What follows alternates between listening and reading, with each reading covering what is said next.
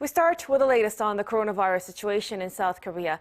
The number of new COVID-19 cases is ticking up, but vaccination rates are also rising, putting South Korea on the brink of reaching its 70% goal earlier than expected. For more on this and other COVID-19 related updates, joining us live in the studio is our reporter Shin Ye-eun. Good afternoon. Good afternoon.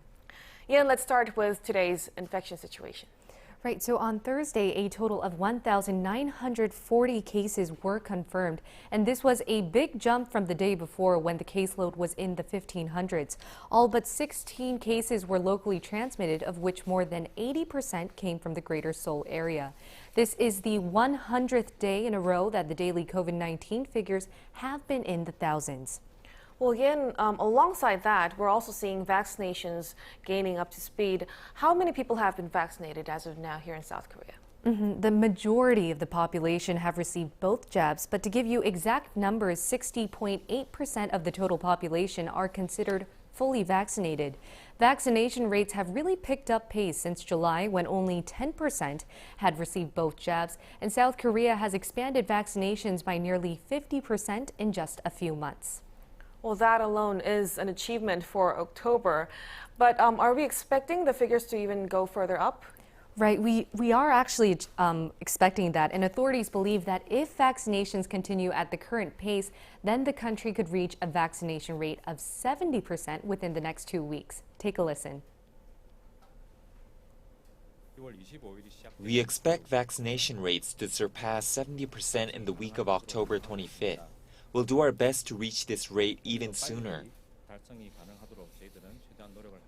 Although Korea would be crossing the 70% vaccination mark much quicker than expected, authorities are still trying to speed up the process because they really want to start gradually easing restrictions in November. So on Friday, authorities will announce what are believed to be the last social distancing measures before heading into the government's Living with COVID-19 strategy.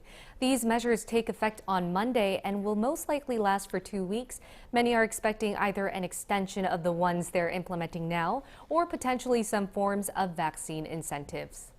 Now, speaking of vaccine incentives, we've seen many countries seeing success after implementing vaccine incentives. Can you tell us more? What do they have? Right, so in the United States, the Department of Homeland Security said on Wednesday that they'll reopen land borders with Mexico and Canada to fully vaccinated travelers from November. That's some 19 months since they were closed. And they've been curbing travel from Mexico and Canada since March of 2020. So we can evaluate this as one of the many efforts the Biden administration has taken to try and boost vaccination rates.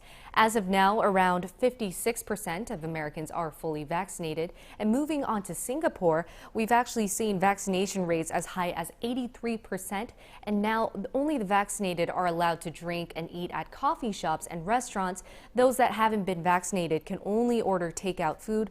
They'll also be restricted from visiting shopping malls. And these measures took effect from Wednesday, but Singapore has been through a grace period that will be applied over the next week.